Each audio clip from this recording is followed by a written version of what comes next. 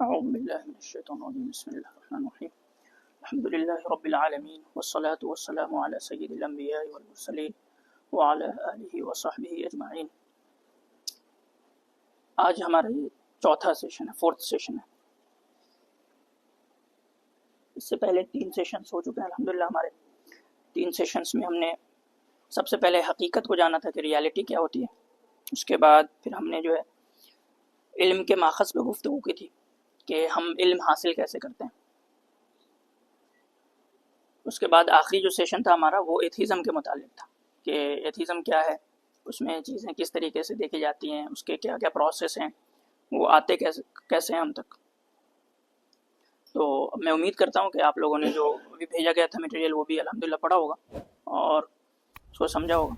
तो पहले हम कुछ ना ग्लोसरीज देखेंगे क्योंकि ये थोड़े से कॉन्सेप्चुअल होने वाले ये क्लास।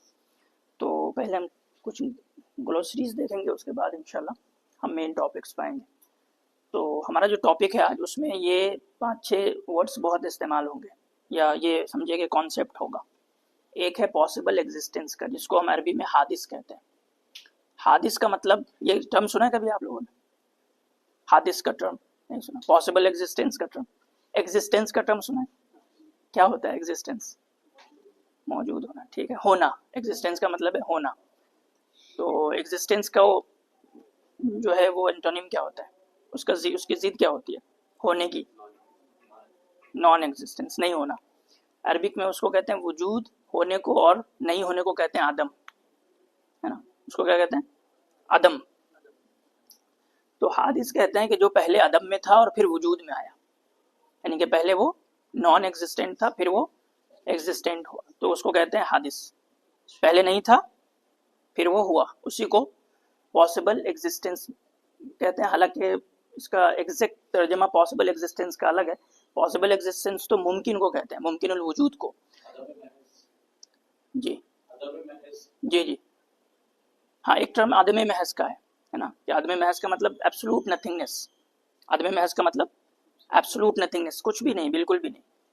तो यहाँ पे जो पॉसिबल एग्जिस्टेंस का तर्जमा हादिस का एग्जैक्ट नहीं है, मैंने बस समझने के लिए कह दिया। अरबी के अंदर जो है हादिस और मुमकिन दोनों में फ़र्क होता है। यानी हादिस को अगर हम बोलेंगे तो बिगिन टू एग्जिस्ट, के पहले जो नहीं था और फिर हो गया, वो हो गया। उसका जो करंट स्टेटस है वो क्या है? होना है, और वो पहले नहीं था। मुमकिन कहते हैं कि अभी है या नहीं है। जैसे मिसाल के तौर पे समझे कि इस तरह की दूसरी दुनिया पॉसिबल है? नहीं है, है ना। एक और आसिम इफ्तिखार पॉसिबल है? बिल्कुल है। तो ये मुमकिन है, ये क्या है? ये पॉसिबल है, लेकिन अभी नहीं है। लेकिन अभी वो नहीं है, जब हो जाएगा तो उसको क्या कहेंगे? हादिस कहेंगे। मुमकिन जब हो जाता है तो उसको हादिस कहते हैं। ठीक है, ये बेसिक थोड़ा कॉन्सेप्चुअल है, बट धीरे धीरे हम ग्रास्प कर लेंगे इंशाल्लाह। जी हाँ, मुमकिनुल वजूद ही बोलते हैं। मुमकिनुल वजूद पूरा टर्म जो होता है, पॉसिबल एग्जिस्टेंस, मुमकिनुल वजूद, है ना। दूसरा है नेसेसरी एग्जिस्टेंस, इसको कहते हैं वाजिब। नेसेसरी तो समझते हैं ना आप लोग, क्या होता है? मतलब होना ही होना है ना। पॉसिबल का मतलब हो भी सकता है, नहीं भी हो सकता है। नेसेसरी का मतलब होगा ही, मतलब उसमें हम ये नहीं कहते हैं कि हो भी सकता है नहीं भी हो सकता है, वो होगा ही। और एग्जिस्टेंस का मतलब होता है वजूद, ठीक है। तो नेसेसरी एग्जिस्टेंस का मतलब हो गया जिसका होना जरूरी है। जिसका होना क्या है? जरूरी है। ये तो इजीली समझ में आ गया। अभी सबसे मुश्किल टर्म अभी आ रहा है, ये आपको बहुत इजी लग रहा होगा। कॉज, क्या होता है कॉज? अच्छा ठीक है, साइंस बैकग्राउंड से गए हैं, साइंस से आप लोग। किसको कहते हैं कॉज, किसको कहते हैं साइंस में?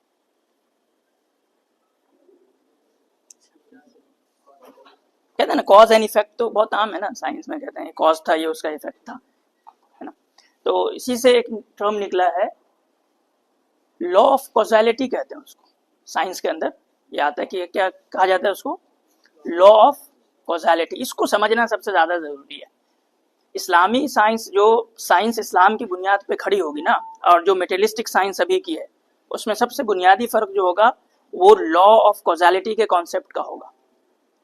किसका होगा सबसे बुनियादी फर्क? कॉजालिटी का। कॉजालिटी का कॉन्सेप्ट, अभी साइंस में कितने कॉजालिटी के कॉन्सेप्ट हैं? कोई क्वांटम मैकेनिक्स बैकग्राउंड से है? नहीं है कोई भी? कितने कॉन्सेप्ट हैं साइंस में? कॉजालिटी एक ही है। आप लोग समझ रहे होंगे साइंस में कॉजालिटी का एक ही कॉन्सेप्ट। कुछ बताएं आप लोग कॉजालिटी का। आइंस्टीन का नाम सुना होगा, ठीक है। क्वांटम मैकेनिक्स का सुना होगा। इतना तो पता होगा कि आइंस्टीन और क्वांटम मैकेनिक्स के जो स्कॉलर्स थे दोनों का झगड़ा होता रहता है ना। मतलब कि जो थ्योरी ऑफ रिलेटिविटी है वो और जो क्वांटम मैकेनिक्स है वो दोनों एक दूसरे को फिट नहीं होते। इतना तो पता है ना, इतना तो पता है। क्या चीजें फिट नहीं होती? थ्योरी ऑफ रिलेटिविटी और क्वांटम मैकेनिक्स, ये दोनों क्या होते हैं? एक दूसरे से फिट नहीं होते। जो थ्योरी ऑफ रिलेटिविटी का जो लॉ है वो काम नहीं करता क्वांटम मैकेनिक्स में, और क्वांटम मैकेनिक्स के जो लॉज हैं उसके हिसाब से वो वायलेट हो जाते हैं, जो आइंस्टीन का जो लॉ है ये। तो क्या फर्क है? ये दोनों में झगड़ा किस चीज का है? किस चीज का झगड़ा है? वो लॉ ऑफ कॉजालिटी का झगड़ा है। किस चीज का झगड़ा है? दोनों कॉज को अलग अलग तौर पे डिफाइन करते हैं। दोनों क्या करते हैं? कॉज का कॉन्सेप्ट दोनों का अलग अलग है। जो थ्योरी ऑफ रिलेटिविटी है उसको डिटर्मिनिज्म कहा जाता है। उसको क्या कहा जाता है? तो ये क्लासिकल अंडरस्टैंडिंग है कॉजालिटी की, एरिस्टोटल से लेके न्यूटन आइंस्टीन तक वो यही है, ठीक है। इसमें इसको कहते हैं क्लासिकल अंडरस्टैंडिंग ऑफ कॉजालिटी। इसमें क्या होता है? क्लासिकल अंडरस्टैंडिंग ऑफ कॉजालिटी में क्या होता है कि ए होगा तो बी भी होगा। मान लीजिए कि आग लगेगी तो कपड़ा जल जाएगा, ठीक है, ऐसा ही होगा। आप लगाएंगे आग कपड़े में तो क्या होगा? कपड़ा जल जाएगा। और ये ऐसा ही होगा, डिटर्मिनिस्टिक व्यू पॉइंट है, ठीक है। ये क्या है? डिटर्मिनिस्टिक डिटर्मिनिज्म के होना तायुन, यानी कि खास कर दिया गया है कि अगर ये ए होगा तो बी भी होगा। अगर हमने देखा ए होता है तो बी होता है, ए होता है तो बी होता है, तो अब हम कहें कि दोनों के अंदर ए और बी के अंदर जो रिश्ता है वो नेसेसरी रिलेशनशिप है। कॉज एंड इफेक्ट का क्या है? नेसेसरी रिलेशनशिप है। ये डिटर्मिनिज्म है। क्वांटम मैकेनिक्स कहती है कि कहाँ ऐसे नहीं करता, कॉज ऐसे काम नहीं करता, बल्कि ए है तो ए के 4-5 इफेक्ट हो सकते हैं और उन दोनों में, उन 4-5 में से कोई एक होता है। तो ए अगर कॉज है तो उसके इफेक्ट वेरी कर सकते हैं। उसके इफेक्ट क्या कर सकते हैं? वेरी कर सकते हैं। तो वो अनडिटर्मिनिस्टिक है। वो क्या है कि कॉज तो होता है लेकिन वो क्या होता है? अनडिटर्मिनिस्टिक होता है। अब देखिए दोनों में कॉमन चीज क्या पता है? डिटर्मिनिस्टिक व्यू में और क्वांटम मैकेनिक्स में दोनों कहते हैं कि कॉज जो है ना वो यही इस दुनिया के अंदर होता है। कॉज कहाँ होता है? इस दुनिया के अंदर ही होता है। कॉज कहाँ होता है? दोनों के अंदर। एक डिटर्मिनिस्टिक है, एक अनडिटर्मिनिस्टिक है। साइंस के अंदर ये दोनों चलती है। और दोनों में कॉमन क्या चीज है? दोनों ये मानते हैं कि कॉज कहाँ होता है? इसी मैटर के अंदर होता है, चाहे वो डिटर्मिनिस्टिक हो चाहे वो अनडिटर्मिनिस्टिक हो। इस्लामिक इसमें जो है वो कॉज इस दुनिया में है ही नहीं। कॉज क्या है? इस दुनिया में है ही नहीं। कॉज सिर्फ एक है, क्योंकि इस दुनिया में जितनी भी चीजें हैं सब क्या है? हादिस है ना। वो पहले नहीं थी, बाद में आई है। तो जो चीज हादिस हो, बाद में आई हो, वो कॉज नहीं हो सकती। पहले वो चीज नहीं थी फिर हो गई, तो जो चीज पहले नहीं थी वो हो गई, वो कॉज नहीं होती, वो कॉज नहीं हो सकता, ठीक है। ये इस्लामिक व्यू है कि कॉज सिर्फ एक है और वो अल्लाह है। कॉज सिर्फ एक है और वो कौन है? अल्लाह। यानी इस्लाम के अंदर भी कॉज का है, कॉन्सेप्ट है, लेकिन ये कॉज कहाँ है? ये कॉज मैटर के अंदर नहीं है, कॉज मैटर के बाहर है, और वो बल्कि इस यूनिवर्स के ही बाहर है। वो कहाँ है? इस यूनिवर्स के बाहर है, वो अल्लाह है। तो अब एक दूसरा टर्म देखिए क्या लिखा है मैंने, सबब, मीन्स। हम कहते हैं ना दुनिया दारुल असबाब है। क्या कहते हैं हम कहते हैं दुनिया दारुल इल्लत है, नहीं कहते ना? क्या कहते हैं? ये दुनिया जो है वो प्लेस ऑफ मीन्स है, प्लेस ऑफ कॉजेज नहीं है। अब देखें, अब ये समझ में आ रहा है आपको हमें हमारे यहाँ टर्मिनोलॉजीज भी कैसे बनते हैं कि जब हमारा लिटरेचर लिखा जा रहा था, सारी चीजें तैयार हो रही थी, तो हमने जो दुनिया को डिस्क्राइब करने के लिए मुसलमानों ने जो वर्ड चूज किया वो कौन सा चूज किया? सबब का चूज किया, इल्लत का नहीं किया। मुसलमानों ने इस दुनिया को डिस्क्राइब करने के लिए मीन्स का वर्ड यूज किया कि ये दुनिया प्लेस ऑफ मीन्स है, प्लेस ऑफ कॉजेज नहीं है। समझ में आ रही है कि चीजें कितनी गहराई में काम करती है। जी जी। तो चीजें कितनी गहराई में काम करती हैं। अब सबब क्या होता है? सबब होता है कि जो चीज हादिस भी हो, हादिस हो, और वो सिंबल में, जैसे मिसाल के तौर पे मैं समझाता हूँ कि आप लोग हाईवे पे कभी सफर किया? कौन सा हाईवे सबसे ज्यादा पसंद है आप लोगों को? कौन सा? अच्छा, बढ़िया है क्या वो? तो हाईवे पे सफर करते हैं आप लोगों को तो कुछ बोर्ड वोर्ड आता है ऊपर, क्या क्या रहता है? टोल टैक्स, वो क्या रहता है? वो इन्फॉर्मेशन है, ठीक है। कुछ वो भी लिखा रहता है, सिटीज जो है वो 400 किलोमीटर, 300 किलोमीटर, है ना, मुंबई इतने किलोमीटर, दिल्ली इतने किलोमीटर, ये भी लिखा रहता है। ये सब क्या है? ये सब सिंबल्स हैं। ये सब क्या है? सिंबल्स हैं कि अब ये आया है तो मोस्ट प्रोबेबली वो आ जाएगा। 500 मीटर पे टोल टैक्स अगर लिखा हुआ है मान लीजिए, तो वो क्या है? सिंबल है। जरूरी नहीं है कि ऊपर ऊपर अगर कोई बोर्ड लग गया है कि 500 मीटर पे टोल टैक्स आ जाए तो वो आ ही जाए। हो सकता है कि फॉल्स भी कोई बोर्ड लगा सकता है, लगा सकता है कि नहीं? कोई लगा सकता है कि नहीं फॉल्स बोर्ड, या नहीं लगा सकता? लगा सकता है। एक पॉसिबिलिटी है कि वहाँ गलत सिंबल ही लगा दिया आपने। या एक पॉसिबिलिटी ये भी है कि मान लीजिए कि गवर्नमेंट ने सही वहाँ पे लगा के कहते हैं कि मुंबई 300 किलोमीटर, कोई खुराफाती किस्म का आया दिमाग, उसने वहाँ पेंट करके जो लिख दिया मुंबई 400 किलोमीटर, ये भी पॉसिबल है। तो वो सिंबल्स होते हैं, मोस्ट प्रोबेबली काम करते हैं। कैसे काम करते हैं वो? तो हम ऐसे ही लेते हैं सबब को, कि हम जो दुनिया में देखते हैं ना चीजों को कि दवा खाने से ठीक हो जाता है, तो वो कैसे? मोस्ट प्रोबेबली ऐसा ही होगा, ठीक है। लेकिन ऐसा भी मुमकिन है कि नहीं हो। ऐसा भी मुमकिन है कि दवा खाते रहें, आप इलाज कराते रहें, मौत आ गई है तो फिर ठीक नहीं होना, ठीक नहीं होना। मिसाल के तौर पे समझें, पानी का काम क्या है? प्यास बुझाना। लेकिन ये भी मुमकिन है कि पानी पीते रहें आप और आप प्यास बढ़ती जाए आपकी। पानी पीते रहें आप और प्यास बुझने के बजाय क्या हो? ये पॉसिबल है। आमतौर पे ऐसा होता नहीं है, आमतौर पे ऐसा होता नहीं है। दाऊद अलैहिस्सलाम का किस्सा पता है कि वो जंग पे जा रहे थे,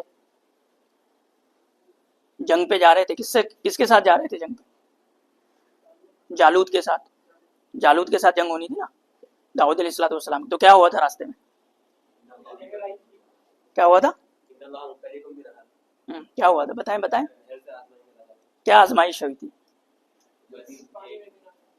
पानी नहीं पीना। सबको प्यास लगी हुई थी। अल्लाह ताला ने क्या कहा? पानी नहीं पीना।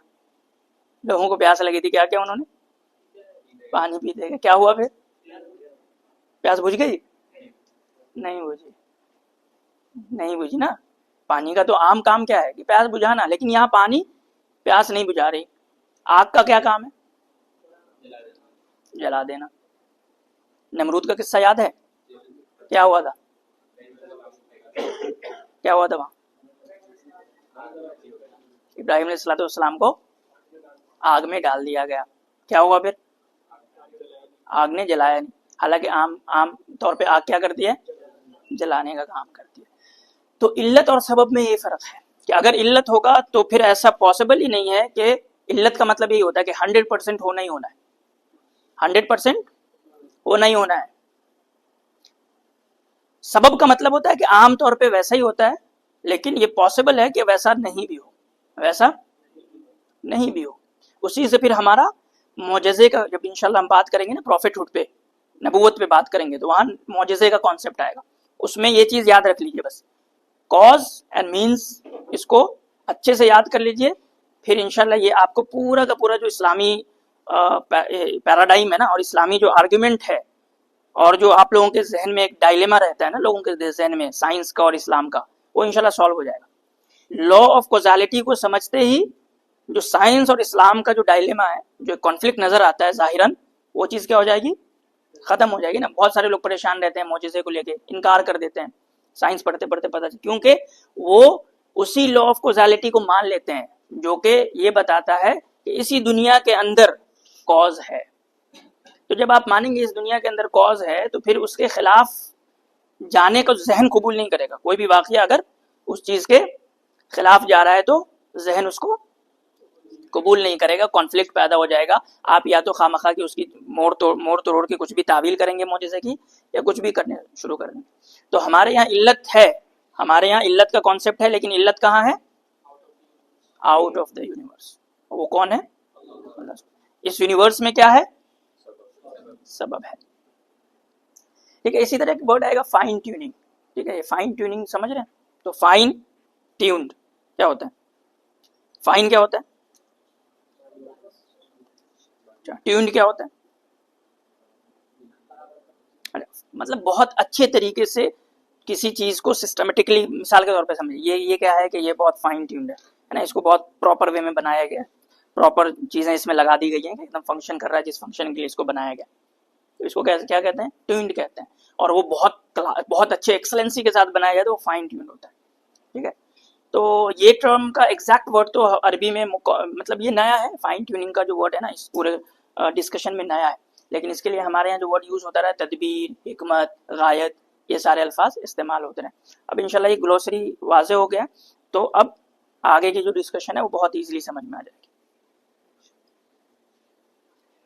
ठीक है, अब हम यूनिवर्स में तो है ना, हम लोग हैं, यहाँ मौजूद हैं हम लोग, यूनिवर्स में हैं, तो देखते हैं कि यूनिवर्स के ओरिजिन की क्या क्या पॉसिबिलिटीज हो सकती है, क्या क्या पॉसिबिलिटीज हो सकती है। ये यूनिवर्स कहाँ से आया होगा, कैसे, कहाँ से आया होगा, इसके ओरिजिन की क्या क्या पॉसिबिलिटीज है, वो बता सकते हैं? ठीक है, ठीक है, एक नजरिया खुद ब खुद उसको देखेंगे हम जी। और जी, ये कहाँ से आया, ये पॉसिबल एग्जिस्टेंस कैसे आया होगा, कहाँ से, ओरिजिन कैसे हुआ होगा, ओरिजिन कैसे हुआ? मल्टीवर्स है ना, एक दुनिया से एलियन ने बना दिया होगा, हाँ, इसे एलियन ने बना दिया, ठीक, खुद से बन गया, ऐसा भी हो सकता है, खुद से बन गया होगा, आउट ऑफ नथिंग हो सकता है कुछ, मतलब ये सारी पॉसिबिलिटीज है। ठीक, देखेंगे आमतौर पे 4 पॉसिबिलिटीज को माना जाता है। ठीक है, हम 4 पॉसिबिलिटीज में इसको पूरा बना लेंगे पहले, उसके बाद देखेंगे उन 4 पॉसिबिलिटीज में सबसे बेहतर कौन सा है। ये 4 पॉसिबिलिटीज में से तमाम चीजें होंगी, इससे बाहर नहीं होती। क्रिएटेड बाय नथिंग क्या है, और were they created by nothing. ठीक है, दूसरा क्या है, सेल्फ क्रिएटेड, और were they the creators of themselves, उसने खुद को बना लिया, क्या है, उसको खुद को बना लिया उसने। या क्रिएटेड बाय समथिंग क्रिएटेड, क्या है, क्रिएटेड बाय समथिंग क्रिएटेड, कि जैसे एलियन को मैंने बताया कि कोई एलियन था, ठीक है, कहीं दूसरी दुनिया में, वो आके इस दुनिया को बना के चला गया, वो खुद बना हुआ था, उसको किसी ने बनाया था, उसने भी बना दिया।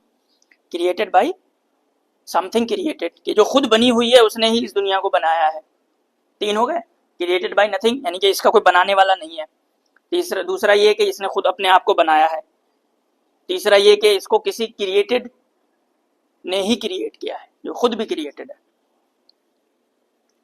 आखिरी क्या, created by something uncreated, created by something uncreated, कि किसी ऐसे ने बनाया है जिसको किसी ने नहीं बनाया, जिसको, जो अनक्रिएटेड है, जो क्या है, अनक्रिएटेड है। ये 4 हो गए। या तो ये इसको किसी ने नहीं बनाया, या खुद बन गया, या किसी क्रिएटेड ने इसको क्रिएट किया, या इसको किसी अनक्रिएटेड ने क्रिएट किया। 4 पॉसिबिलिटीज आ गए। अब इससे बाहर तो और कोई नहीं हो। कुछ 5वां है तो बताएं, आ रहा है कुछ जहन में 5वां? नहीं, अब जैसे इन्फिनाइट गेस, मल्टीवर्स वगैरह में जाएंगे तो वो सब आ जाएंगे क्रिएटेड बाय समथिंग क्रिएटेड में। ये 4 हो गए। अब देखिए, इस सवाल का जो जवाब हमें पाना है ना, इस सवाल का जो जवाब मिलेगा उसके अलग अलग मैथडोलॉजीज हो सकते हैं। उसके क्या हो सकते हैं, अलग अलग मैथडोलॉजीज। ये तो पता ही होगा, ये सारे टर्म्स याद हैं आप लोगों को? बताएं थोड़ा, कोई आप आए थे क्लासेस में? जी नहीं, आप भी नहीं आए एपिस्टेमोलॉजी क्लास में? आप बताएं रेशनल क्या होता है? कोई नहीं बताएं, जो समझ में आ रहा है बताएं।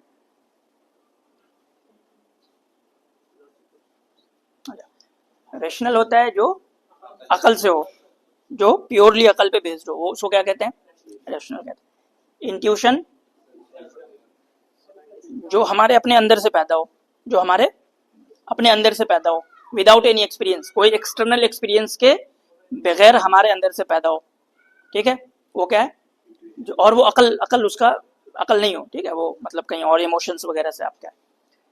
तीसरा क्या है, एम्पिरिकल, जो हम आउटर वर्ल्ड के, हाँ, सेंसेस, आउटर वर्ल्ड के एक्सपीरियंस से, एविडेंसेस जो हमें मिलते हैं सेंसेस से, उसको कहते हैं। तो ये डिफरेंट मैथडोलॉजीज हैं जो काम करते हैं, ये डिफरेंट मैथडोलॉजीज हैं जो काम करते हैं। हम सब पे देखेंगे कि कौन सा मैथडोलॉजी हमारे यहाँ इस्लाम में, अभी सबसे बताएं कि सबसे ज्यादा चलन किस चीज का है इन तीनों में से? ना ना, हाँ, एम्पिरिकल का है। अभी जो सबसे ज्यादा चलन है और जिसको लोग लास्ट अथॉरिटी मानते हैं, वो किसको मानते हैं? हाँ, इसलिए लोग कहेंगे अल्लाह ताला है तो दिखाओ। क्या कहेंगे? अल्लाह ताला है तो दिखाओ, अल्लाह ताला अगर दिख जाएंगे तो मैं मान लूंगा। ये कैसे, कौन सा डिमांड है? एम्पेरिकल है ना। तो अभी सबसे ज्यादा डिमांड में क्या चल रहा है? एम्पेरिकल चल रहा है। क्यों चल रहा है? क्योंकि पूरा का पूरा जो अपब्रिंगिंग है, पूरा का पूरा जो हमारा एजुकेशन सिस्टम है, वो इसको प्रायोरिटाइज करता है, वो इस मेथड को क्या करता है? प्रायोरिटाइज करता है। इस वजह से इसका, अब जिस चीज का ऐड ज्यादा होगा वही चीज मार्केट में ज्यादा बिकने शुरू हो जाती है ना। ऐसा ही होता है, माल तो कुछ होता है कि बहुत घटिया क्वालिटी का है, इतनी एडवर्टीजमेंट इस तरीके से क्या कि भाई लोग फैन हो गए, खरीदे जा रहे हैं खामा। तो ऐसा भी होता है कभी कभी। देखिए हमारे ये 3 मेथड हैं, ठीक है। अब हमें समझना है कि हमारी फिक्र का, हमारे थॉट का सीक्वेंस क्या है। कभी गौर किया आप लोगों ने कि हमारे थॉट का सीक्वेंस क्या है? सबसे ऊपर क्या चीज है हमारे थॉट में? नहीं किया जी? नहीं, वही तो थॉट से बाहर की चीज है, वो अथॉरिटेटिव है हमारे लिए सबसे ज्यादा, लेकिन वही तक कैसे पहुंचेंगे आप? तो थॉट में सबसे ऊपर क्या है आपके? तो ये हमारे पैराडाइम का सीक्वेंस है। सबसे पहले जो चीज है वो एग्जिस्टेंस है, कि इतना तो मतलब मानता है ना हर कोई कि एग्जिस्टेंस है। या कोई कहे कि आसिम इफ्तिखार है ही नहीं, है ही नहीं, या वजूद है। सबसे पहले वजूद है, वजूद को कंफर्म करते हैं। सबसे पहले किसको कंफर्म करते हैं? वजूद को। फिर उस वजूद में किसको कंफर्म करते हैं हम? हादिस को, है ना। यहाँ पे पॉसिबल एग्जिस्टेंस लिख दिया गया, गरचे वो हादिस का एग्जैक्ट तर्जमा नहीं है, ठीक है। तो वजूद है, वजूद के बाद मेरा अपना वजूद, ये तो सेल्फ एविडेंट है ना। मेरा अपना वजूद क्या है? मेरे लिए सेल्फ एविडेंट है। और मेरा अपना वजूद क्या है? हादिस है, मतलब पहले नहीं था, पहले नहीं था ना। तो पॉसिबल एग्जिस्टेंस, ठीक है, लूज ट्रांसलेशन ले लें हादिस का, पॉसिबल एग्जिस्टेंस। तो मेरा वजूद, मैं अपने आप में सेल्फ एविडेंट हूं अपने लिए, या मैं किसी से जाऊंगा भाई कि तुम मुझे दलील दो कि आसिम एग्जिस्ट करता है, मैं दलील मांगूंगा किसी? आप अपने बारे में कि मैं हूं, आप किसी से कहते हैं कि दलील दो कि मैं हूं, तो मैं मानूंगा? नहीं करते ना। तो पॉसिबल एग्जिस्टेंस। तो हादिस अगर है तो मुहदिस होगा, ये लॉजिकल इम्प्लीकेशन। हादिस अगर है तो मुहदिस का होना जरूरी है। अगर आसिम इफ्तिखार है तो अल्लाह सुब्हानहू व तआला का होना जरूरी है, ठीक है। ये हमारे थॉट का सीक्वेंस है। फिर अब आगे चलेगा, अब इंशाल्लाह फिर जब हम प्रॉफिटहुड पे आएंगे तो इसी सीक्वेंस को हम आगे बढ़ाएंगे और फिर हम वही और नबूवत पे जाएंगे, ठीक है। ये सीक्वेंस आगे बढ़ेगा कि नेसेसरी एग्जिस्टेंस अल्लाह सुब्हानहू व तआला की जात, फिर वही और फिर रिसालत। तो ये हमारे थॉट का सीक्वेंस है, एग्जिस्टेंस, फिर पॉसिबल एग्जिस्टेंस, फिर नेसेसरी एग्जिस्टेंस, फिर वही, फिर रिसालत। और फिर जब वही आ गई, रिसालत आ गई, तो अब थॉट खत्म। अब थॉट का सीक्वेंस वहीं रुक जाएगा। अब थॉट का हमारे सीक्वेंस कहाँ रुक जाएगा भाई? अब हमारे थॉट वही के हिसाब से काम करेंगे। अब हमारा हर चीज जब वही आ गई, वही का इस बात हो गया, तो अब हर चीज कैसे काम करेगी? वही के अकॉर्डिंग। अब आगे हम नहीं कहेंगे कि हम अपनी फिक्र को और आगे बढ़ाना है, आप कहेंगे वही अब हमें आगे बढ़ाई, गाइड करेगी कैसे ले जाना है। तो ये हमारे इस्लामी पैराडाइम का ये सीक्वेंस है, और ये सेल्फ एविडेंट चीजों पे मबनी है। मतलब एग्जिस्टेंस के लिए आप कोई दलील नहीं लाएंगे, या तो फिर आप हाईली स्कैप्टिक हो जाए, ऐसे स्कैप्टिक हो जाए कि जिसको लादरिया कहा जाता है ना, उसमें अलग अलग फिरके हैं। तो कहा गया कि ऐसे लोग हो जाए तो फिर उनका इलाज यही है कि उनको जो है कोई सजा दे के देखो, ठीक है, उनको कोई सजा दे के देखो, उनको थप्पड़ वप्पड़ मारो, उनको थोड़ा सा आग वाग लगा के देखो, और फिर अगर वो बोलेंगे दर्द हो रहा है तो बोलेंगे भाई दर्द क्या, तुम तो हो ही नहीं तो दर्द क्यों हो रहा है तुम्हें, है कि नहीं। अब भाई वो कह रहा है कि अपने एग्जिस्टेंस में अगर कोई स्केप्टिक है तो फिर उसका दर्द कहाँ से आ गया है, सही। तो ये हमारा जी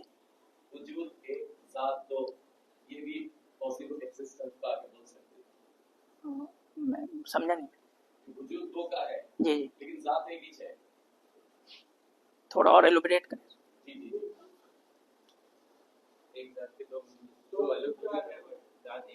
कौन जात? नहीं नहीं नहीं, अलग अलग है, मखलूक अलग है, खालिक अलग है। ये तो यानी इम्पॉसिबल है ना, कि मिसाल के तौर पे समझे कि नेसेसरी को पॉसिबल करना ये इम्पॉसिबल है।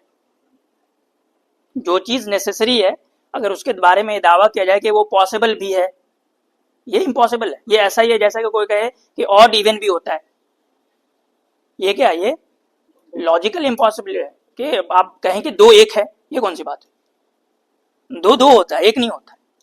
तो जो नेसेसरी है वो नेसेसरी होता है, वो पॉसिबल नहीं होता है, और जो पॉसिबल होता है वो पॉसिबल होगा, वो नेसेसरी नहीं होगा। जैसे कि अब शादी गैर शादीशुदा होता है, ये कहना कि ये गैर शादीशुदा और इसकी बीवी भी है, ये कौन सी बात है, मतलब कोई सेंस नहीं करती ना बात।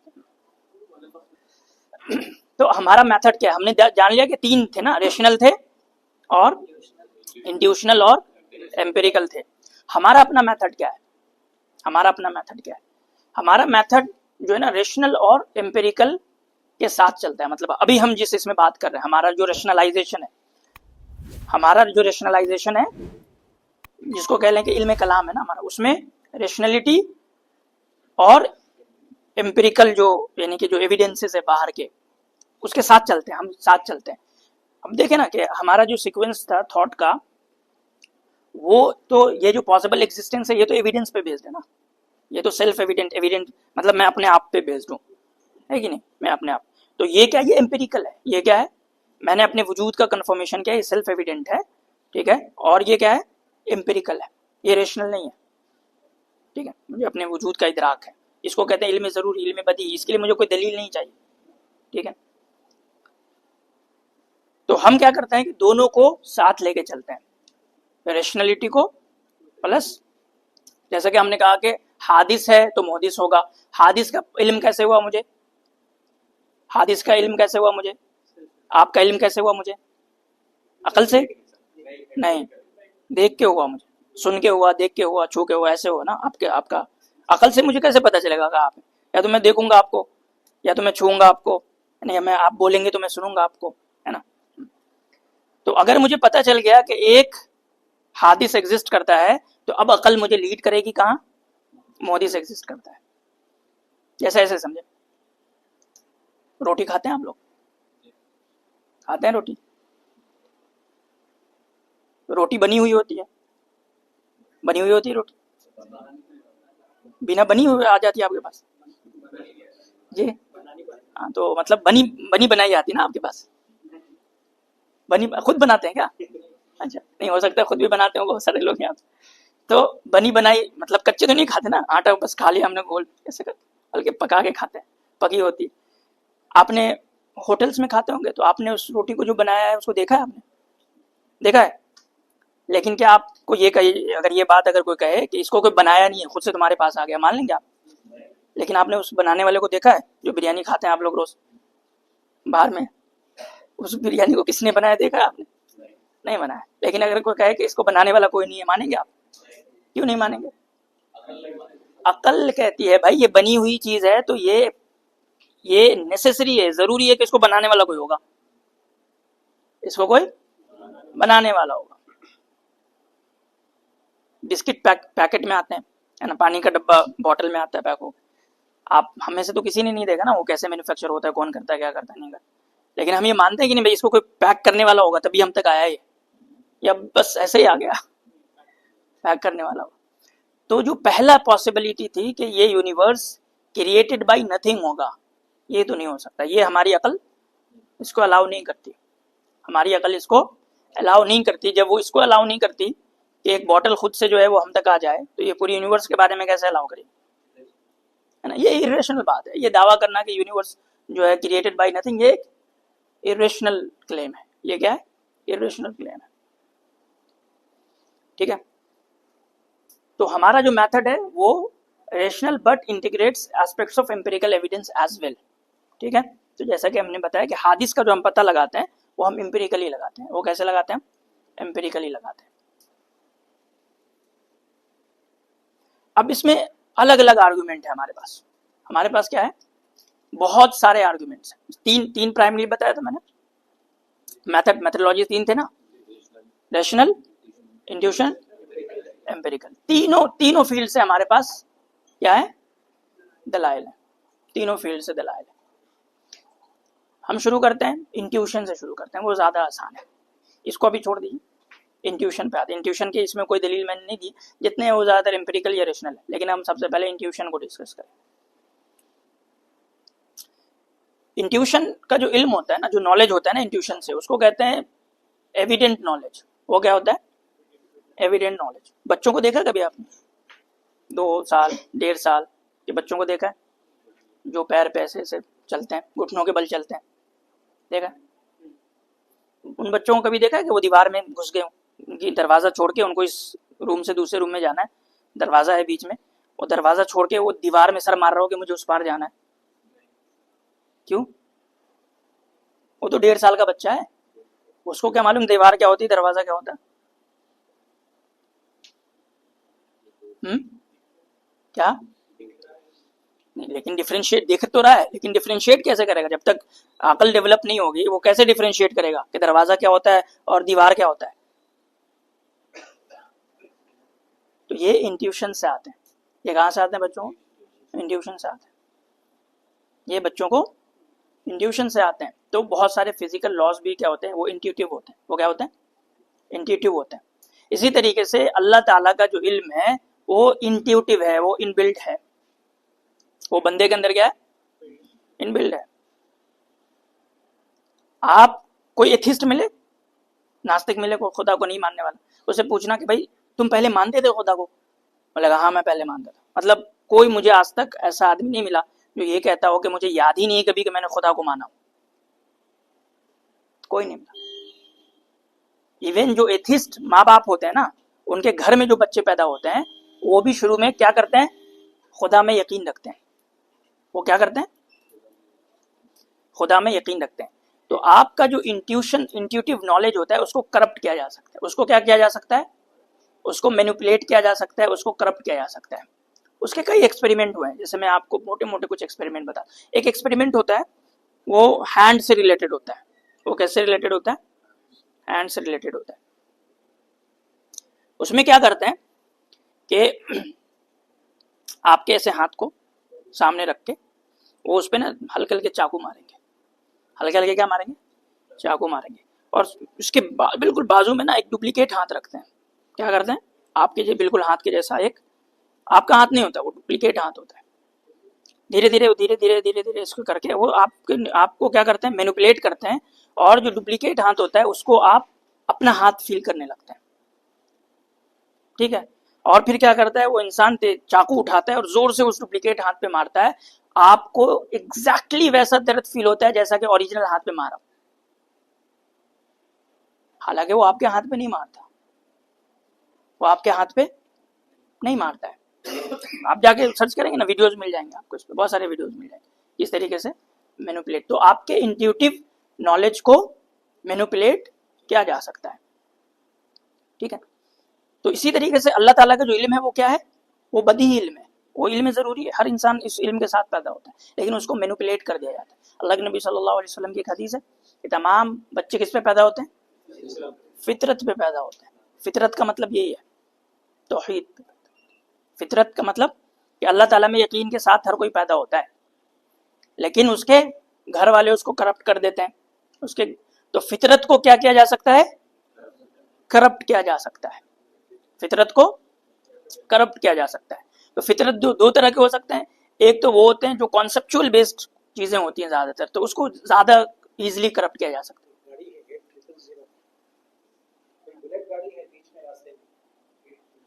8000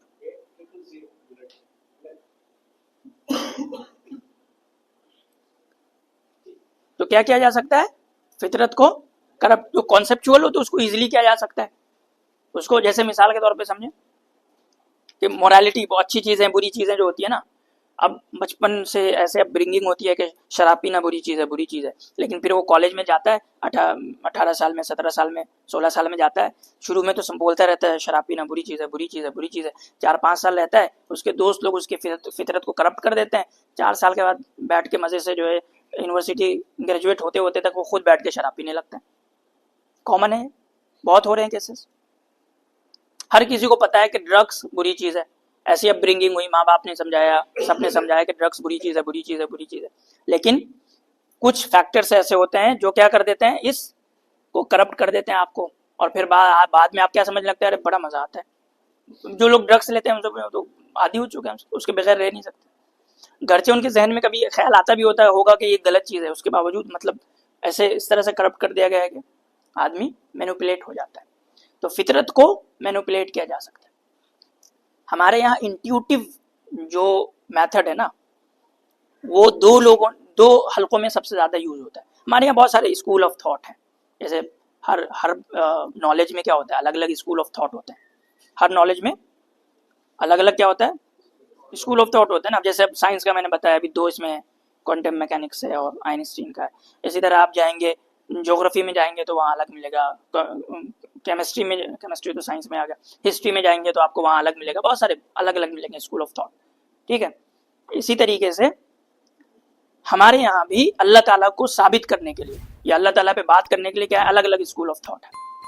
जैसे कि एक तो हम जिस पे पढ़ रहे हैं ये इल्म कलाम का एक स्कूल है, ऐसे साबित करने। फिर इल्म के ईसा में भी 2-3 है।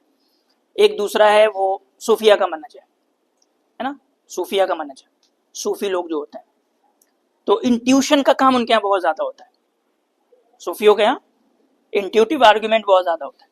इस तरह इंट्यूटिव आर्गुमेंट किन के यहाँ भी है, शेख इब्ने तैमिया के यहाँ, इमाम इब्ने तैमिया के यहाँ भी जो प्राइमरीली जो उनका आर्गुमेंट है खुदा के वजूद को लेकर के, वो कौन सा है, वो इंट्यूटिव है। फितरत की हदीस को वो बेस बनाते हैं, ठीक है। और वो क्या है, वो इंट्यूटिव है, मतलब कि वो रेशनैलिटी की तरफ बाद में जाते हैं, वो पहले किसकी तरफ आते हैं, इंट्यूशन की तरफ आते हैं, उसको बेस बनाते हैं। इसी तरीके से सूफिया किसको बनाते हैं बेस, पहले इंट्यूशन को बेस बनाते हैं।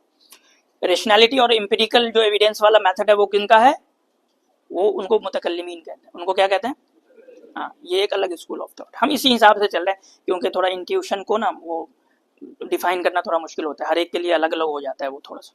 लेकिन ये इसमें क्या है कि इसमें कॉमनलिटी होती है बहुत ज़्यादा, रेशनैलिटी में ऑलमोस्ट, तो इसको ही हम बेस बना के चल रहे हैं। तो हमारा जो पहला आर्ग्यूमेंट है ये हमारा सबसे मजबूत आर्ग्यूमेंट, मेन आर्ग्यूमेंट हमारा यही है। अल्लाह ताला के ज़ात के लिए जो प्राइमरी आर्ग्यूमेंट है वो यही है। इसके अलावा जो दूसरे सब हैं वो भी आर्ग्यूमेंट है, लेकिन वो प्राइमरी नहीं है हमारे। उसको कहते हैं कॉस्मोलॉजिकल आर्गुमेंट या दलील हुदूस। अभी हादिस का वर्ड आ गया था, समझ लिया आप लोगों ने, किसको कहते हैं हादिस, नहीं उसको एग्जैक्ट बताएं किसको कहते हैं, नहीं हाँ, जो चीज नहीं थी बिगिन टू एग्जिस्ट, जो चीज नहीं थी और वो हुई, यानी कि आदम से ना होने से होना, इसको हादिस कहते हैं। और मुमकिन तो कहते हैं कि उसका होना मुमकिन अभी है या नहीं है, इससे फर्क नहीं पड़ता। जैसे कि इस तरह की एक और दुनिया मुमकिन है, अब है या नहीं है इससे फर्क नहीं पड़ता, ठीक है। तो this argument asserts that the universe had a beginning। ये कायनात क्या है, एक शुरुआत रखती है, ये हमेशा से है, हमेशा से इटर्नल है। ये कायनात इटर्नल है, यूनिवर्स इटर्नल है। अच्छा, तो ये कायनात इटर्नल नहीं है, ये यूनिवर्स क्या है, इसके बहुत सारे दलाइल हैं कि इटर्नल कैसे नहीं। आप सिंपली समझ ले कि अब आसानी से समझाने के लिए लोग कह देते हैं भाई देखो साइंस भी आज कहती है कि इसकी कभी शुरुआत हुई है, क्या हुई है ना, कुछ 14.8 बिलियन कह दिया था बिग बैंग थ्योरी के हिसाब से कि इसकी शुरुआत। हमारा वो ओरिजिनल आर्गुमेंट नहीं है, लेकिन आप लोग बस इतना ही समझिए। हम और जाएंगे ओरिजिनल आर्गुमेंट में कि इसकी क्या दलील है कि ये दुनिया जो है वो शुरू हुई है हमारे फ्रेमवर्क से, तो फिर वो लंबा हो जाएगा थोड़ा, तो उसको भी रहने देते हैं। हम बस ऐसे समझ लें कि ये अब कॉमन सी बात है, हर कोई मानता है कि इस यूनिवर्स का एक बिगिनिंग है। अगर कोई कहेगा कि यूनिवर्स इटर्नल है तो लोग आज उस पे उन लोगों पे हंसते हैं। हालांकि जो पुराने ज़माने के लोग थे ना, बड़े बड़े अरस्तु ये सब क्या मानते थे कि ये यूनिवर्स क्या है, इटर्नल है, हमेशा से है। बहुत दिनों तक माना जाता रहा कि ये यूनिवर्स क्या है, इटर्नल है। हम मुसलमानों ने कभी नहीं माना, मुसलमानों ने कभी नहीं माना कि ये यूनिवर्स इटर्नल है। मुसलमानों में 2-4 लोग जो अरस्तु को फॉलो करते थे वो उसको इधर उधर से घुमा के मानते थे कि इटर्नल है। तो the argument assets that the universe had a beginning, क्या है, एक बिगिनिंग रखता है, एक स्टार्टिंग है इस यूनिवर्स का। Therefore must have a cause, तो जो चीज हादिस हो उसके लिए मुहदिस होना जरूरी है। तो जो चीज शुरू हुई हो उसका शुरू करने वाला जरूरी है। खुद ब खुद शुरू हो जाएगी, खुद ब खुद बिरयानी नहीं बन पा रही। Since everything that begins to exist has a cause, the universe cause must be something outside of itself. आया, मैंने जो कॉज को डिफाइन किया था कि हमारे यहाँ कॉज कहाँ है, हमारे यहाँ कॉज कहाँ है, बाहर है। और उसके फिर अपनी दलीलें बहुत सारी हमारे पास कि हम कैसे एस्टैब्लिश करते हैं कि अंदर नहीं हो सकता। जो लोग हुलूली लोग होते हैं ना, जो लोग ये मानते हैं कि ये यूनिवर्स ही भगवान का रूप है, ये यूनिवर्स ही खुदा का रूप है, ऐसे लोग भी होते हैं। तो वो कहेंगे कि कॉज भी अंदर ही है। ये क्या है कि कॉज भी अंदर ही है। अब इसके लिए हमारे पास अलग अलग आर्गुमेंट है कि कॉज अंदर क्यों नहीं हो सकता, ठीक है, बहरहाल उसमें हम इन डिटेल नहीं जाएंगे। तो ये आर्गुमेंट बहुत सिंपल है, समझ आ गया सबको, क्या है, कोई बताएंगे? पहला जो हमारा दलील हुदूस है, सिंपल वे में बताएं क्या है। गुड। और जिस चीज की शुरुआत हो उसको शुरू करने वाला कोई होगा। ये इस कायनात की बिगिनिंग है, शुरुआत हुई है, और जिस चीज की बिगिनिंग हो, शुरुआत हुई हो, उसको बनाने वाला कोई होगा। तो सिंपल कि ये यूनिवर्स बनी हुई है और जो चीज बनी हुई हो उसको बनाने वाला कोई होगा, ठीक है, बनाने। अब कोई पूछे कि ठीक है अल्लाह ताला को किसने बनाया, तो अब इसका क्या जवाब होगा, आप लोग खुद बताएं। आई होप कि आपको जवाब खुद ब खुद समझ में आ गया होगा। इसका जवाब क्या है हमारे पास, अल्लाह ताला। थोड़ा ले टर्म में, ले मैन में बताएं, हाँ, टेक्निकल टर्म में नहीं। मतलब अब मार्केट में जाएंगे बाहर तो वहाँ हादिस समझ नहीं आएगा लोगों को। हाँ, क्या है कि अल्लाह ताला बिगिन टू एग्जिस्ट नहीं है, अल्लाह ताला को शुरुआत नहीं है। तो भाई पूछ क्यों रहे हो कि उसको किसने बनाया? अब जो चीज बनी हुई नहीं है उसके बारे में पूछना कि इसको किसने बनाया, ये क्या है, बेवकूफ़ी है, बेवकूफ़ी है ना। और अगर कहे कि नहीं अल्लाह ताला भी बनी हुई चीज़ है, तो फिर कहे कि भाई जो चीज़ बनी हुई चीज़ है वो अल्लाह ताला हो ही नहीं सकता।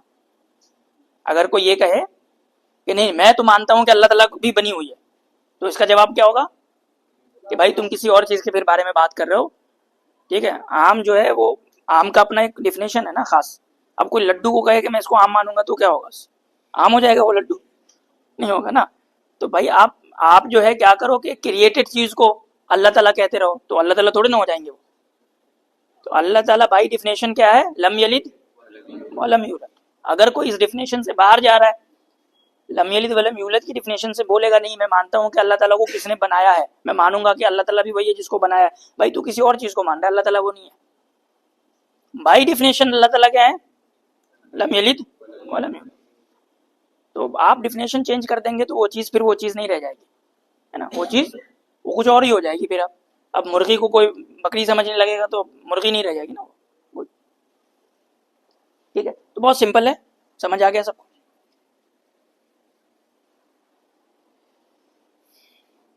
So the argument asserts that the universe had a beginning and therefore must have a cause. Since everything that begins to exist has a cause, the universe cause must be something outside of itself, an uncaused eternal being which is Allah, और वही अल्लाह ताला है। ये हमारा main argument है, और इस argument को मतलब नहीं तोड़ पाते लोग, बहुत मुश्किल है इसको तोड़ना। इस पर सवालात उठाते हैं, बहुत सारे सवालात उठा लेते हैं। जैसे इसमें पूरे एक कॉन्सेप्ट आएगा इन्फिनाइट रिग्रेस का, सुना है आप लोगों ने, रिग्रेस, आप भी इंशाल्लाह आगे डिस्कस करेंगे। तो इस तरह के 1-2 सवाल आते हैं, लेकिन उसमें अब जैसे 2 सवाल मैंने बता दिए, माशाल्लाह आप लोगों ने खुद ही उसका आंसर दे दिया कि अल्लाह को किसने बनाया है और मैं अल्लाह ताला को बना हुआ मानता हूँ। तो इस तरह के क्वेश्चन जो है वो काम नहीं करेंगे आप इसको समझ लेने के बाद, ठीक है। अब हम नेक्स्ट चलते हैं, इसको कहते हैं दलील इंतजाम। ये इसको टेलीलॉजिकल आर्गुमेंट भी कहते हैं। ये जो है ना, ये एम्पिरिकल वर्ल्ड में, साइंटिफिक वर्ल्ड में ये सबसे ज्यादा मजबूत दलील समझी जाती है। साइंस के अंदर सबसे ज्यादा मजबूत किसको मानी जाते हैं? गरचे ये हमारे नजदीक सबसे मजबूत नहीं है, लेकिन जो जहन जो कहता है कि साइंस से बाहर कुछ नहीं, हम बस उसी पैराडाइम में रह के साइंस के ही फ्रेमवर्क में रह के सब कुछ जानना है, उनके लिए ये मजबूत है। क्यों? मैंने पहले सेशन में एक बात कही थी, याद है आप लोगों को, कि साइंस करने के लिए कुछ बुनियादी एजम्पशन चाहिए, बिलीफ चाहिए होते हैं। उसमें से एक बिलीफ क्या है पता है आपको? नहीं, उसमें से एक बिलीफ ये है कि ये दुनिया जो है ना, ये दुनिया जो है वो फाइन ट्यून्ड है, ऑर्डर है। इस दुनिया में क्या करता है? ऑर्डर एग्जिस्ट करता है। अगर आप कहें कि ये दुनिया में ऑर्डर एग्जिस्ट ही नहीं करता, सब कुछ रेंडमली काम कर रहा है, तो फिर लैब में आप एक्सपेरिमेंट क्यों कर रहे हैं? मतलब क्या है? फिर कोई मतलब नहीं उसका। ठीक, तो ऑर्डर को ध्यान में रखिए। साइंस किस बेसिक एजम्पशंस पे खड़ी हुई है? बहुत सारे एजम्पशन में से एक एजम्पशन क्या है? इस दुनिया में ऑर्डर है। ऑर्डर का मतलब क्या होता है? फाइन ट्यून्ड होना। सिस्टम का मतलब क्या होता है? क्या होता है? फाइन ट्यून्ड होना, प्रॉपर वे में होना, जैसे उसको होना चाहिए वैसे होना। ठीक है, also known as the argument from design, है ना। ये साइंस का बेसिक एजम्पशन है कि एक डिजाइन है, एक ऑर्डर है। ठीक है, ये दुनिया एक ऑर्डर में है। This reasoning focuses on the order, precision and purposes in the universe, the intricate patterns in nature, the complex systems which living organisms within living organisms, and the fine tuning of the cosmos for life indicate that they were designed by a wise and intelligent creator. तो भाई जब यहाँ design मौजूद है तो designer भी तो होगा कोई। आप खुद मान रहे हो कि ऑर्डर एग्जिस्ट करता है, डिजाइन है यहाँ। ठीक है, बिल्कुल प्रिसाइज वे में हर चीज बनी हुई है। अगर सूरज और जमीन की जो दूरी है और जो पूरा सिस्टम है सोलर सिस्टम का, अगर वो थोड़ा सा इधर उधर हो जाता तो ये होता ही नहीं। खुद ये बेसिक एजम्पशन है ना, ये प्रूवन है कि भाई ये जो पूरा सोलर सिस्टम है हमारा, अगर इसके अंदर माइक्रो सेकंड का भी अगर इधर उधर होता तो चीजें ऐसे नहीं होती। यहाँ दुनिया में जिंदगी मौजूद नहीं होती। गर्मी का या ठंडी का अगर रेशियो थोड़ा ज़्यादा बहुत होता, जैसे है वैसे नहीं होता, तो ये पॉसिबल नहीं था। ठीक है, तो आपका ये बेसिक असम्पशन है कि यहाँ डिज़ाइन है, ऑर्डर है, और आप ये नहीं मान रहे हो कि इसका कोई डिज़ाइनर है, तो ये तो बेवकूफ़ी की बात है। ये क्या है? आप डिज़ाइन मान रहे हो डिज़ाइन, आप पेंटिंग मान रहे हो पेंटर नहीं मान रहे हो, ये कौन सी बात है? ठीक, इसलिए इसको जो है साइंटिफिक वर्ल्ड में इसको सबसे मजबूत समझा। क्यों मजबूत समझा जाता है? क्योंकि ये साइंस के बेसिक एजम्पशन पे खड़ा हुआ है, ये भी ऑर्डर के और डिजाइन के बेसिक एजम्पशन पे, जो कि साइंस के अंदर भी माना जाता है। ये सेकंड आर्गुमेंट है। तीसरा क्या है? इसको कहते हैं दलील वजूद, ऑन्टोलॉजिकल आर्गुमेंट। ठीक है, ये बेसिकली अरस्तु लोगों का आर्गुमेंट है, ये फिलासफा का आर्गुमेंट है। ये हमारा बेसिक आर्गुमेंट नहीं है, लेकिन कहते हैं ना कि तिरकश में कई सारे तीर होने चाहिए।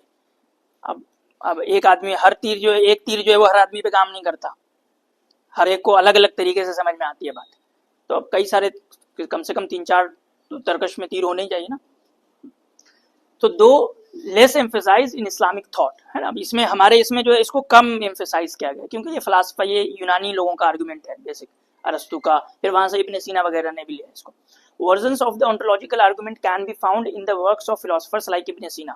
This argument posits that the very concept of a necessary being implies its existence. Allah by definition is the necessary existent, wajibul wujud, meaning his non-existence is impossible. Since he is necessary, he must exist.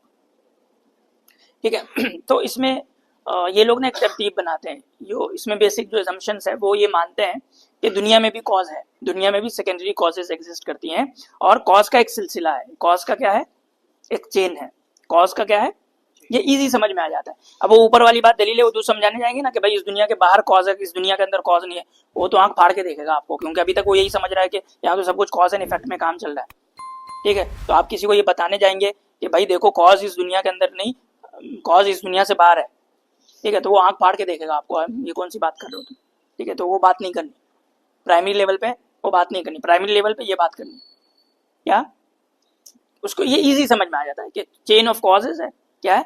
Chain of causes है। भाई देखो तुम हो, तुम्हारे अब्बा थे, तुम्हारे दादा थे, उनके अब्बा थे, उनके अब्बा थे, इस तरीके से जा कहीं तो रुकोगे या बोलोगे कि नहीं ये चलता जाएगा सिलसिला, ये सिलसिला चलता जाएगा, तो फिर तुम हो ही कि नहीं।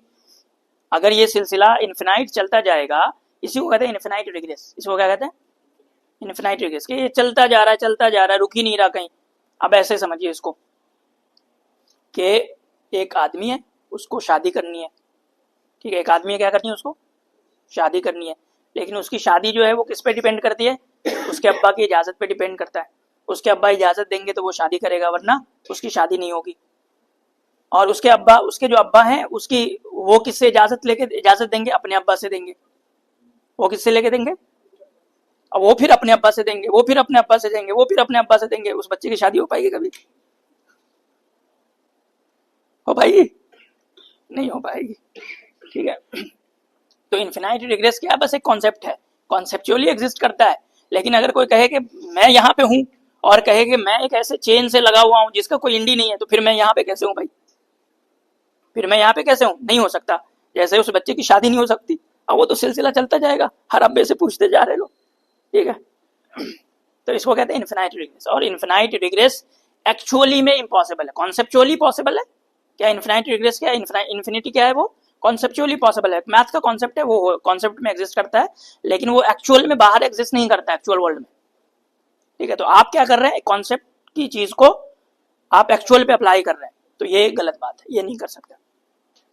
तो ये तीसरा आर्गुमेंट है, ये इजी है, ये गरचे हमारा अपना मजबूत आर्गुमेंट हमारे फ्रेमवर्क का नहीं है, लेकिन लोगों को समझाने के लिए, जब लोगों को वो कॉज वाली बहस ना जल्दी समझ नहीं आती, तो इसलिए ये वाले से काम चला सकते हैं या फाइन ट्यूनिंग से काम चला सकते हैं।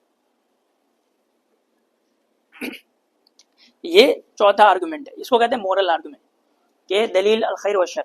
दुनिया के अंदर अच्छी और बुरी दोनों चीजें, दोनों चीजें, एक ही चीज है सिर्फ, या दोनों चीजें, ठीक है। This argument holds that objective moral values and duties require a moral lawgiver. अब इसमें सवाल ये होता है कि यहाँ जो चीजें अच्छी या बुरी हैं, वो सबके लिए अच्छी या बुरी हैं, या फिर वो आपके लिए कुछ अच्छी है, मेरे लिए कुछ अच्छी है, ऐसा है क्या? मिसाल के तौर पे समझिए, मर्डर करना सबके लिए बुरा है या कुछ लोगों के लिए अच्छा है? क्या बताएं? मर्डर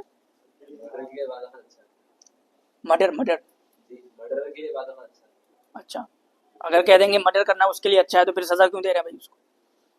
फिर सजा का कोई मतलब नहीं है ना, क्योंकि भाई वो तो अच्छा काम कर रहा था, अच्छे काम पे सजा मिलती है कहीं?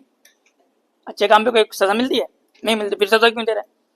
तो मतलब आप मानते हैं कि मर्डर करना क्या है? बुरी चीज है, सबके लिए बुरी चीज है, ठीक है। तो ये जो कह रहे हैं कि सबके लिए बुरी चीज है, ये कहाँ से आई बात? मैं क्यों मानूं? आज कोई बच्चा पैदा हो 10 साल के बाद बोले कि मैं क्यों मानूं भाई, तुम समाज के लोगों ने मिलकर बना लिया कानून, मर्डर करना बुरी बात है, मैं क्यों मानूं इसको? जबरदस्ती मनाएंगे आप? फिर आप कहाँ गया? फ्रीडम कहाँ गया भाई? बोलते हैं ना आप, सेल्फ डिटर्मिनेशन, फ्रीडम है सबको, अपने चॉइस से जिंदगी जियो। अब एक बच्चा आज पैदा होकर 10 साल के बाद कह रहा है कि मैं नहीं मानता मर्डर बुरी चीज है, मुझे इजाजत दो करनी है, मुझे सजा नहीं दे सकते। अब क्या करेंगे सब लोग? अब इधर उधर से ये वो उसको समझाने की कोशिश करें, वो मानने को तैयार नहीं होते। तो कोई ऐसी चीज जो ऑब्जेक्टिव हो, जिसको आप पूरी इंसानियत के लिए कह सकें कि ये अच्छी है बुरी है, तो इसके लिए कोई ऐसा अथॉरिटी भी होना चाहिए ना, कोई अथॉरिटी भी होना चाहिए भाई, नहीं तो मतलब कौन क्यों किसी की बात मानता फिरेगा? कोई क्यों किसी की बात मानता फिरेगा?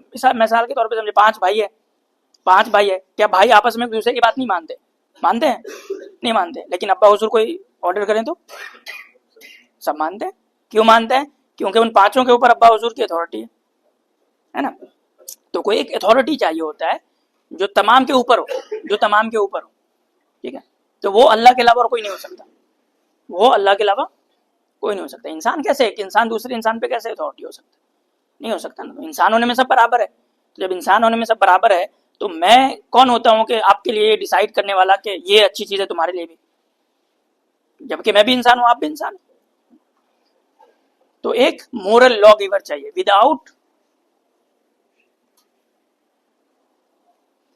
Without Allah, there would be no absolute foundation for good and evil, right and wrong. In Islamic thought, the existence of innate moral instincts, fitra, and the guidance of divine revelation, Sharia, point to Allah as the source of morality and justice. ठीक है, तो आपको एक ना एक ऐसा moral law giver चाहिए जो तमाम इंसान के लिए डिसाइड कर सके सही क्या है, गलत क्या है। फिर अब मर्जी नहीं चलती, जब अल्लाह ताला बता देते हैं सही क्या है, गलत क्या है, तो फिर उसके हिसाब से चलना होता है। अब कोई कहे कि मैं ऐसे लॉ गिवर को नहीं मानता, तो फिर क्या होगा? सोसाइटी के अंदर एनार्की आ जाएगी। फिर क्या हो जाएगी? सोसाइटी के अंदर एनार्की आ जाएगी, हर कोई अपने अपनी चलाएगा, फिर हर कोई क्या चलाएगा, अपनी चलाएगा। ये है हमारा fifth argument, last argument from contingency, इसको कहते हैं दलील इम्कान। ठीक है, this argument closely linked with Ibn Sina's metaphysical reflections. ये भी क्या है, ये फलासफा का है, ये भी किसका है, ये भी बुनियादी तौर पे फलासफा का आर्गुमेंट है। States that everything in the universe is dependent और कंटिंजेंट मुमकिनुल वजूद, जैसा भी मैं बताया कि ये क्या डिपेंड करता है, एक दूसरे पे डिपेंड करता है, दूसरा तीसरे पे डिपेंड करता है, तीसरा चौथे पे, तो क्या एक दूसरे पे डिपेंडेंट है। Meaning it relies on something else for its existence. A chain of dependent beings cannot extend infinitely. ये चेन कहीं ना कहीं जाके खत्म करना होगा। So there must be a non-contingent. तो क्या होगा कि सब जब contingent है तो एक non-contingent होगा, independent होगा, ठीक है, जिसके ऊपर आप जाके चेन को रोकेंगे। तो independent being who sustains all others, that this being is Allah subhanahu wa ta'ala. This being is Allah subhanahu। तो ये इजी है, ये क्या है, ये कॉन्सेप्चुअली समझाने के लिए लोगों को ना इजी है, तो ये इसको हम ले सकते हैं। फाइन ट्यूनिंग का आर्गुमेंट क्या इजी है, ठीक है। खैर और शर का जो आर्गुमेंट है, मोरल आर्गुमेंट, वो भी इजी है, लेकिन हमारा प्राइमरी आर्गुमेंट कौन सा है, कॉस्मोलॉजिकल, दलील हुदूस उसको कहते हैं, ठीक है। तो आई होप कि समझ आ गया होगा, पांचों दलीलें समझ आ गई है, कोई कंफ्यूजन है इसमें बताएं।